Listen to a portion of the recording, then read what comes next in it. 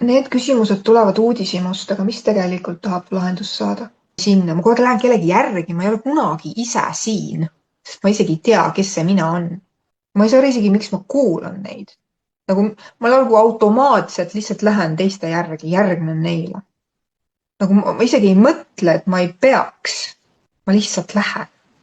Mul ei olegi seda asja, sest ma alati leian kedagi, mul on siin nagu niimoodi nagu järjest lähevad niimoodi inimesed. Mul on nagu valik on suur. Nagu miks ma teen seda? Ma ei teagi, kes see mina on, kes see minu mina on.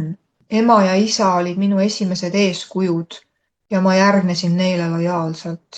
Siis ma võtsin selle endasse kui sellise süsteemi, mis peabki toimima, siis automaatselt täiskasvanuna ma otsisin endale rohkem inimesi, et mul oleks valida, kellele olla lojaalne, sest ma arvasin, et ainult selliselt järgnedes neile jõuan ma iseenda ja Jumalani. Ei ole siiani pannud oma häält maksma. Panin oma mina kõrvale, sest ma nägin, et teie ei aktsepteeri teda.